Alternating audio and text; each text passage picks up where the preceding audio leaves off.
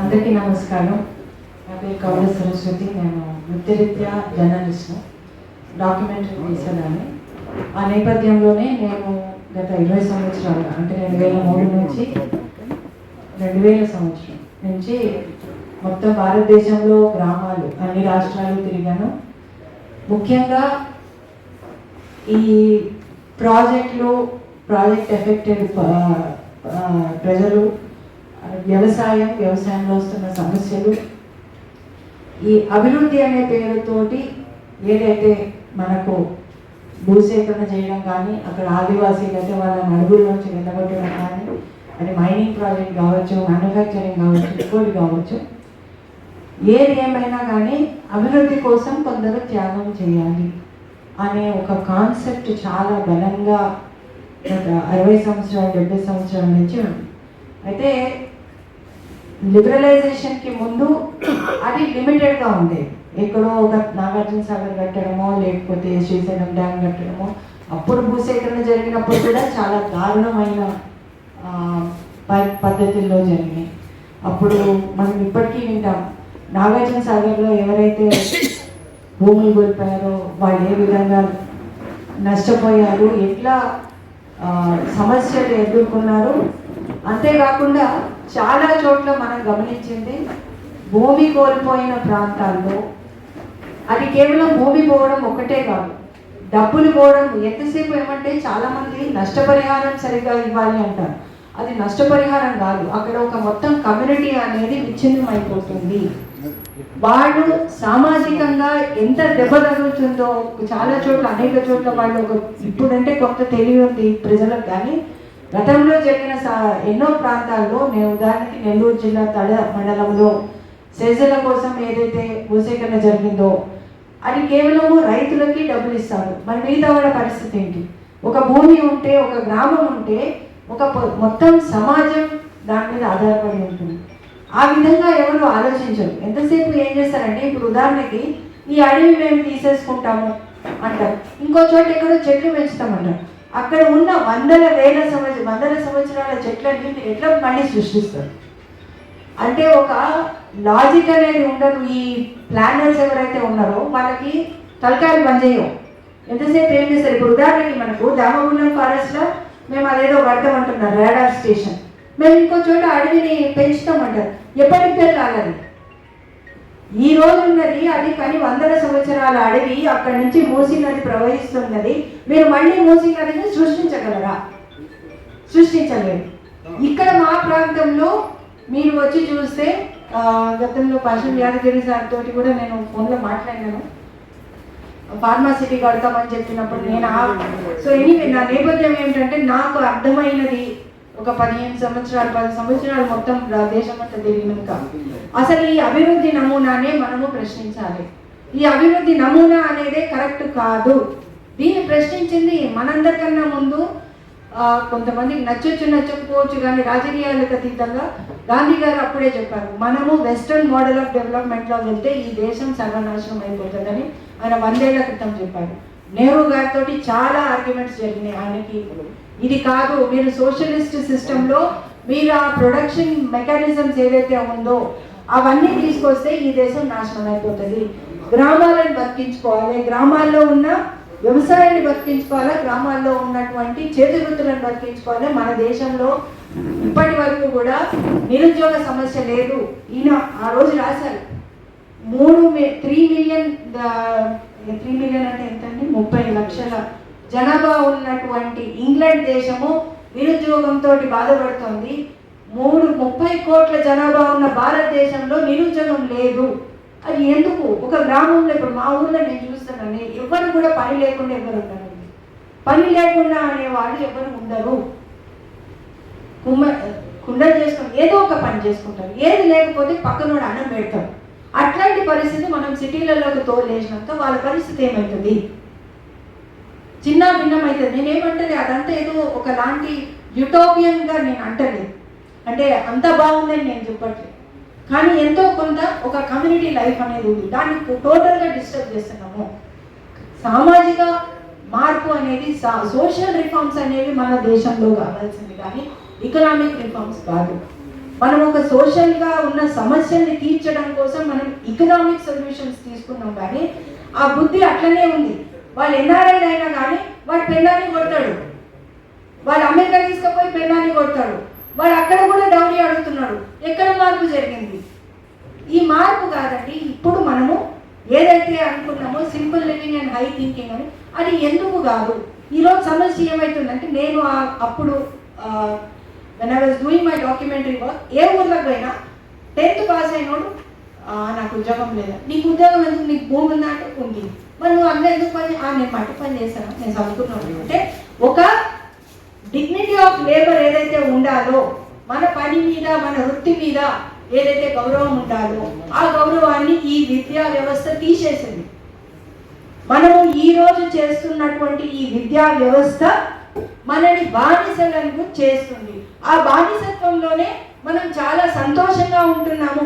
అరే నేను ఉద్యోగం చేస్తున్నా, నేను ఉదాహరణకి నేను మేనేజ్మెంట్ చదువుకున్నా, నేను హోటల్ మేనేజ్మెంట్ చేసిన, హోటల్లో పనిచేసిన 5 స్టార్ హోటల్స్లో 3 సంవత్సరాలు, తర్వాత ఒక కార్పొరేట్ బ్యాంక్లో పనిచేశాను. నాకు అర్థమైనది ఏంటంటే, నేను ఎంత పెద్ద మనిషినైనా సరే నేను ఒకరి కింద మోచేతి కింద నీళ్లు తాగవలసిందే. ఆ రోజు నుంచి నేను ఈ రోజు వరకు ఉద్యోగం చేయలేదు, నాకు ఉద్యోగం అవసరం లేదు. నేను సిబిఐటి స్టూడెంట్స్కి చెప్పిన, మీరు రేపు పొద్దున చదువుకొని మీరు హైటెక్ కూలీలు అవుతారు, అంతకన్నా ఏం కాదు అంటే, అదేంటి మేడం అంటే అంతే. మరి వాడు తెల్లారి పని చేసుకుంటున్నాడు, నువ్వు రాత్రి నీ నిద్ర జడగొట్టుకొని నువ్వు పని చేసుకుంటున్నావు, నువ్వు నీకు లీవ్ కావాలంటే లీవ్ ఇయ్యరు. ఒక నేను ఆడుకునే పరిస్థితి. మా ఊర్లో మా రైతు కూలీలకు ఉన్న స్వేచ్ఛ ఎవరికి లేదు. So we have to start questioning from there. And ఇంకొంటి, సో ఇవన్నీ ఆలోచన చేసి నాకేమనిపించిందంటే, మూసీ మీద కూడా నేను ఒక డాక్యుమెంటేషన్ చేసినప్పుడు అర్థమైంది ఏంటంటే, urbanization is a problem, rampant industrialization is a problem. దానివల్ల నాశనం అవుతుంది దేశం తప్ప మనకి కావాల్సిన ప్రకృతి వనరులు ఉన్నాయి.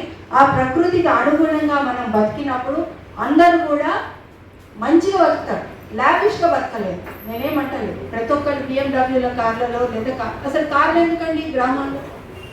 మనం ఈ కార్లన్నీ తీసుకుపోయి మళ్ళీ ఆ ఊర్లలో కూడా మళ్ళీ అదే ట్రాఫిక్ సమస్యలు, అదే పొల్యూషన్, అదే తీసుకొస్తుంది. నాకు నేను సో నేనే వ్యవసాయం చేయాలి, నేనే మట్టి పని చేయాలని చెప్పి నేను 12 ఏళ్ళ నుంచి వ్యవసాయం చేస్తాను. ఈరోజు కూడా మా ఊరి నుంచే, మా బయట నుంచే వచ్చింది.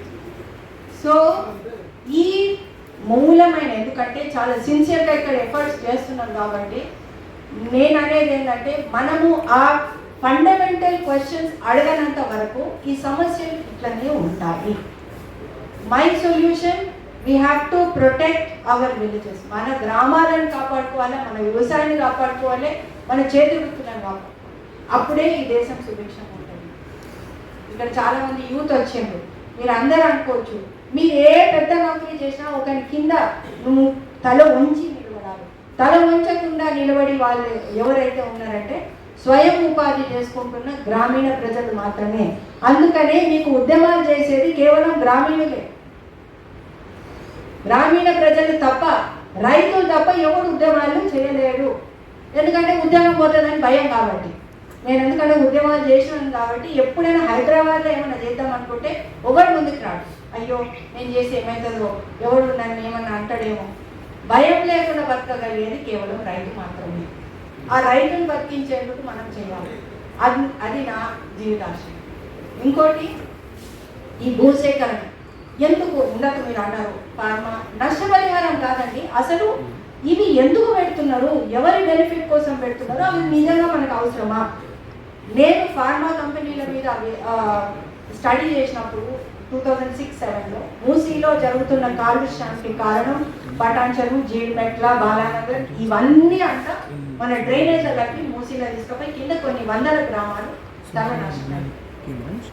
అప్పుడు నాకు అనిపించింది, ఈ మందులు వేసుకొని నేను బతకాల్సిన అవసరం లేదు.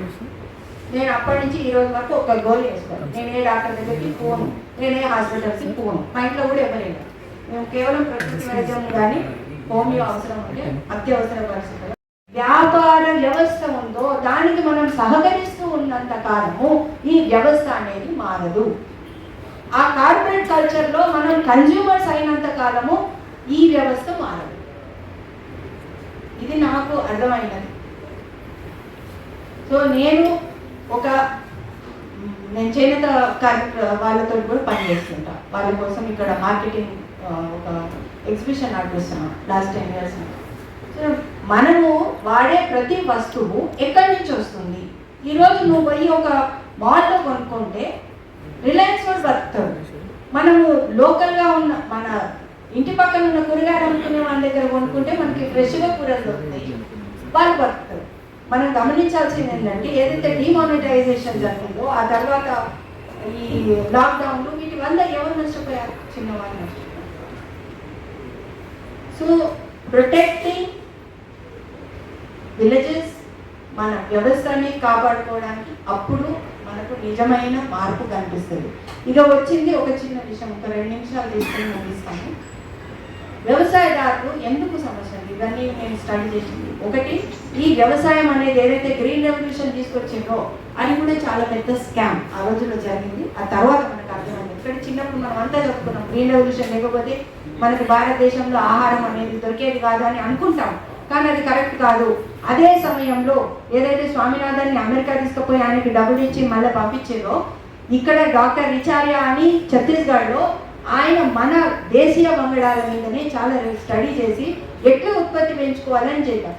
ఆ రోజుల్లోనే ఆయన ల్యాబ్ని మొత్తం క్లోజ్ చేసి షట్ డౌన్ చేసి ఆయన ఏదైతే రీసెర్చ్ చేశాడో 2000 రకాల వరి విత్తనాలను తయారు చేసిండు, అవన్నీ తీసుకుపోయి మనీనాలో ఇచ్చేశారు. మనీనాలో దాని పేరు ఐసిఐఆర్ ఇక్కడ ఉంది. ఆయన పేరు డాక్టర్ రిచారియా, ఛత్తీస్గఢ్లో రిచారియా. నేను ఆ రోజు స్వామినాథన్ గారి స్టూడెంట్ ఉన్నారు సార్, జూనియర్ డాక్టర్ అనిల్ సత్గోపాల్ గారని, ఆయన మాట్లాడిన ఇంటర్వ్యూ నేను చేసిన, మీకు షేర్ చేస్తాను. సో అక్కడి నుంచి కూడా ఈ బయట దేశాల పెత్తనం అనేది మొదలైంది, ఈరోజు కూడా కంటిన్యూ అవుతుంది. ఇప్పుడు మన రైతులు వ్యవసాయం నుంచి సమస్యల నుంచి బయటపడాలి అంటే ఖచ్చితంగా ఈ కెమికల్ వ్యవసాయం నుంచి బయట విత్తనాలు కొనడం అనే దగ్గర నుంచి బంద్ చేయాలి.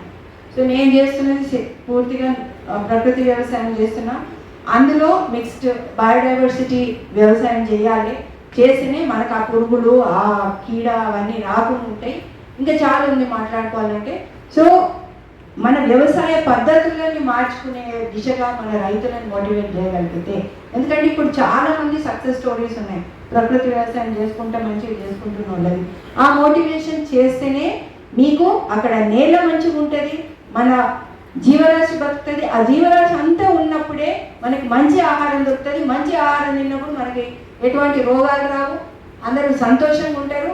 ఈ హాస్పిటల్ అవసరం లేదు, ఈ ఫార్మా కంపెనీలు అవసరం లేదు, ఫార్మా సిటీలు కూడా అవసరం లేదు, ఇట్లా భూములు కోల్పోవాల్సిన అవసరం కూడా లేదు.